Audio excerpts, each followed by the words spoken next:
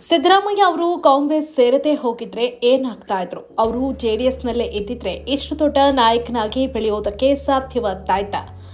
ಮೂಲ ಕಾಂಗ್ರೆಸ್ ನಾಯಕರನ್ನು ಮೀರಿ ಸಿದ್ದರಾಮಯ್ಯ ಬೆಳೆದು ನಿಂತಿದ್ದು ಹೇಗೆ? ಸಿದ್ದರಾಮಯ್ಯ ಅಂದ್ರೆ ಕಾಂಗ್ರೆಸ್ ಹೈಕಮಾಂಡ್ ಕೂಡ ಹೆದರಿಕೊಳ್ಳುತ್ತಾ? ಸಿದ್ದರಾಮಯ್ಯ ಮನಸ್ಸು ಮಾಡಿದ್ರೆ ರಾಜ್ಯದಲ್ಲಿ ಕಾಂಗ್ರೆಸ್ ಪಕ್ಷವನ್ನೇ ಮುಳುಗಿಸಿಬಿಡ್ತಾರೆ. ಇಂತಹ ಹಲವು ಪ್ರಶ್ನೆಗಳು ರಾಜ್ಯ ರಾಜಕೀಯದಲ್ಲಿ ಚರ್ಚೆ ಹುಟ್ಟುಹಾಕಿವೆ. ಕಾಂಗ್ರೆಸ್ ಪಕ್ಷದಲ್ಲಿ ಯಾವುದೇ ನಾಯಕರನ್ನ ಪಕ್ಷ ಮೀರಿ ಬೆಳೆಯಲು ಬಿಟ್ಟ ಉದಾಹರಣೆಯೇ ಇಲ್ಲ. ಕೈ ಮೀರ್ತಿದ್ದಾರೆ ಎಂದಾಗ ಅವರನ್ನ ಮಟ್ಟ ಹಾಕಿದ ಉದಾಹರಣೆಗಳು ನಮ್ಮಲ್ಲಿ ಸಾಕಷ್ಟು ಸಿಗ್ತವೆ. ದೇವರಾಜ ಅರಸು ಅವರಿಂದ ಹಿಡಿದು ಬಂಗಾರಪ್ಪ, ವೀರಪ್ಪ ಮೊಯ್ಲಿ ಹೀಗೆ ಹಲವಾರು ನಾಯಕರನ್ನ ಅರ್ಧದಲ್ಲೇ ಅಧಿಕಾರದಿಂದ ಕೆಳಗಿಳಿಸಿದ ಉದಾಹರಣೆಗಳು ನಮ್ಮಲ್ಲಿವೆ. ಆದರೆ ಜನತಾದಳದಿಂದ ಬಂದ ಸಿದ್ದರಾಮಯ್ಯ ಅವರು ರಾಜ್ಯದ ಕಾಂಗ್ರೆಸ್ನಲ್ಲಿ ಬೇರೂರು ಬಿಟ್ಟಿದ್ದಾರೆ. ಮೂಲ ಕಾಂಗ್ರೆಸ್ ನಾಯಕರನ್ನು ಬದಿಗಿಟ್ಟು ಮುಖ್ಯಮಂತ್ರಿಯಾಗಿ ಮೊದಲ ಅವಧಿಯಲ್ಲಿ 5 ವರ್ಷ ಪೂರೈಸಿ ದಾಖಲೆ ಮಾಡಿದ್ದಾರೆ. ಆನಂತರ ಡಿಕೆ ಶಿವಕುಮಾರ್ ಅಂತಹ ಹೈಕಮಾಂಡ್ ನಿಷ್ಠ ನಾಯಕನನ್ನು ಓವರ್ಟೇಕ್ ಮಾಡಿ 2ನೇ ಬಾರಿ ಸಿಎಂ ಆಗಿದ್ದಾರೆ. ಹಲವು ಕಾನೂನು ಸಂಕಷ್ಟಗಳು ಎದುರಾದರೂ ಸಿಎಂ ಆಗಿ ಸಿದ್ದರಾಮಯ್ಯ ಮುಂದುವರೆದಿದ್ದಾರೆ. ಇಷ್ಟವಿಲ್ಲದಿದ್ದರೂ ಕಾಂಗ್ರೆಸ್ ಹೈಕಮಾಂಡ್ ಅನಿವಾರ್ಯತೆಯೋ ಅನ್ನುವಂತೆ ಸಿದ್ದರಾಮಯ್ಯ ಅವರನ್ನ ಸಿಎಂ ಆಗಿ ಮುಂದುವರೆಸಿದೆ. ರಾಜೀನಾಮೆ ನೀಡಿಯೇ ಬಿಟ್ರು ಅನ್ನೋ ಹಂತದಲ್ಲೂ ಅವರು ಬಚಾವಾಗಿದ್ದಾರೆ. ಸಿಎಂ ಸ್ಥಾನ ಉಳಿಸಿಕೊಂಡು ನನಗೆ ಸರಿಸಾಟಿ ಯಾರೂ ಇಲ್ಲ ಅನ್ನುವಂತೆ ಬೀಗ್ತಿದ್ದಾರೆ.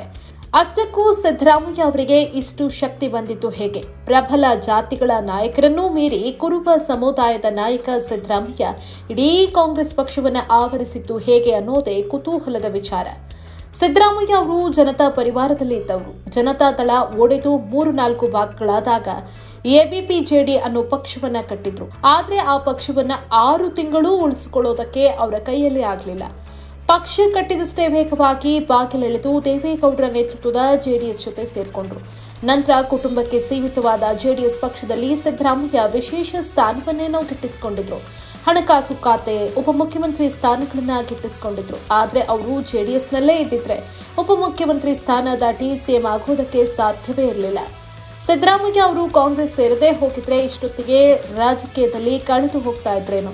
ಆದ್ರೆ ಸರಿಯಾದ ಸಮಯದಲ್ಲಿ ಅವರು ಅಹಿಂದ ಸಂಘಟನೆ ಮಾಡಿದ್ದು, ಅದೇ ಸಮಯದಲ್ಲಿ ಕಾಂಗ್ರೆಸ್ನಿಂದ ಆಹ್ವಾನ ಬಂದಿದ್ದು ಸಿದ್ದರಾಮಯ್ಯ ಅವರು ಯಾರೂ ಕಟ್ಟಿ ಹಾಕಲಾಗದ ನಾಯಕನಾಗಿ ಬೆಳೆಯೋದಕ್ಕೆ ಅವಕಾಶವಾಯಿತು. ಹೀಗಾಗಿ ಸಿದ್ದರಾಮಯ್ಯ ಅವರು ಎಂದೆಂದಿಗೂ ಕಾಂಗ್ರೆಸ್ ಪಕ್ಷಕ್ಕೆ ಕೃತಜ್ಞರಾಗಿರಬೇಕಾಗುತ್ತದೆ. ಜೆಡಿಎಸ್ ಮೂಲಕ ಉಪಮುಖ್ಯಮಂತ್ರಿ ಆಗಿದ್ದ ಸಿದ್ದರಾಮಯ್ಯ ಅವರು ಅಹಿಂದ ಸಂಘಟನೆ ಮಾಡೋದಕ್ಕೆ ಶುರು ಮಾಡಿದ್ರು. ಅಲ್ಪಸಂಖ್ಯಾತರು, ಹಿಂದುಳಿದವರು, ದಲಿತರನ್ನ ಒಟ್ಟುಗೂಡಿಸಿ ಸಮಾವೇಶಗಳನ್ನ ಮಾಡಿದ್ರು. ಈ ಕಾರಣಕ್ಕಾಗಿ ಜೆಡಿಎಸ್ನಿಂದ ಅವರನ್ನ ಉಚ್ಚಾಟನೆ ಮಾಡಲಾಯಿತು. ನಂತರದ ದಾರಿ ಸಿದ್ದರಾಮಯ್ಯ ಅವರಿಗೆ ಕಠಿಣವಾಗಿಯೇ ಇತ್ತು. ಯಾಕಂದ್ರೆ ಕಾಂಗ್ರೆಸ್ ಸೇರಿದ್ರೆ ಮೂಲ ಕಾಂಗ್ರೆಸ್ ನಾಯಕರು ಬೆಳೆಯೋದಕ್ಕೆ ಬಿಡೋದಿಲ್ಲ ಅನ್ನೋದು ಸಿದ್ದರಾಮಯ್ಯ ಅವರಿಗೆ ಗೊತ್ತಿತ್ತು.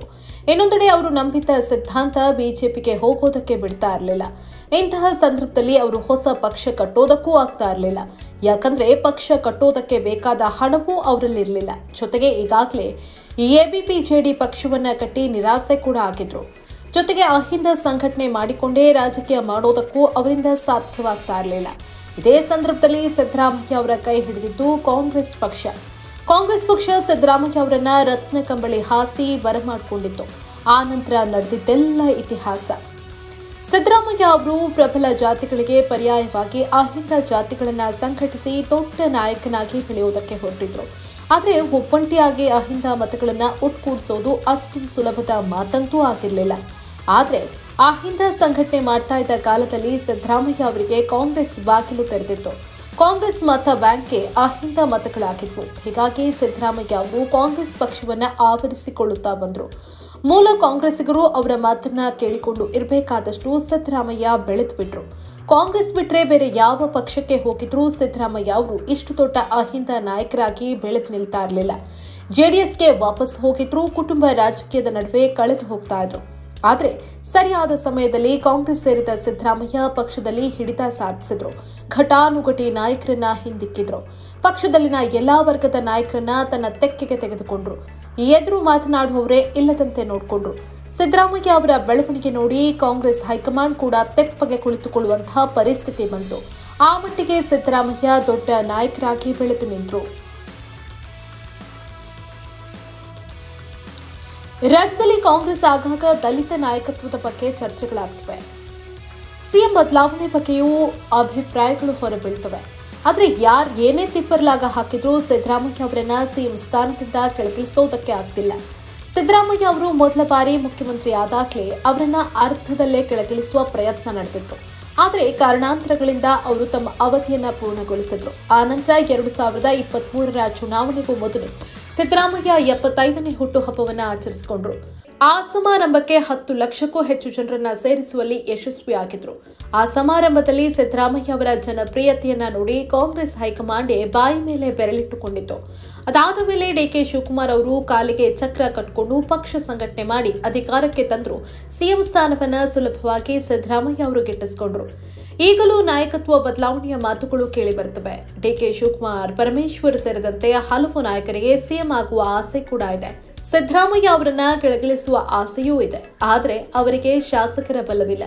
ಹೀಗಾಗಿ ಅನಿವಾರ್ಯವಾಗಿ ಸಿದ್ದರಾಮಯ್ಯ ಅವರನ್ನ ಸಿಎಂ ಆಗಿ ಒಪ್ಪಿಕೊಂಡಿದ್ದಾರೆ.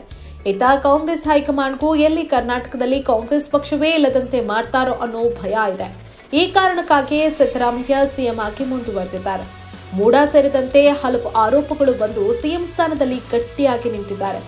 ಬಂಗಾರಪ್ಪರಂತಹ ನಾಯಕರನ್ನೇ ಕ್ಲಾಸಿಕ್ ಕಂಪ್ಯೂಟರ್ ಹಗರಣ ಕೇಳಿಬಂದ ಹಿನ್ನೆಲೆಯಲ್ಲಿ ಸಿಎಂ ಸ್ಥಾನದಿಂದ ಕೆಳಗಿಳಿಸಲಾಗಿತ್ತು. ಆದರೆ ಕಾಂಗ್ರೆಸ್ ಹೈಕಮಾಂಡ್ಗೆ ಕರ್ನಾಟಕದಲ್ಲಿ ಸಿದ್ದರಾಮಯ್ಯ ಅವರನ್ನ ಬದಿಗಿಟ್ಟು ರಾಜಕೀಯ ನಡೆಸೋದಕ್ಕೆ ಅಸಾಧ್ಯ ಎನಿಸಿದೆ ಅನ್ಸುತ್ತೆ.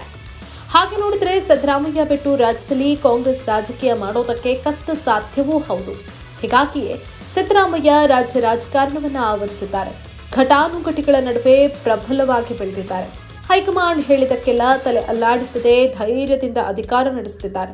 ಇದು ಸಿದ್ದರಾಮಯ್ಯ ಅವರ ತಾಕತ್ತು. ಆ ತಾಕತ್ತು ಪ್ರಾಪ್ತವಾಗಿದ್ದು ಕಾಂಗ್ರೆಸ್ ಪಕ್ಷದಿಂದ ಅನ್ನೋದಂತೂ ಸತ್ಯ.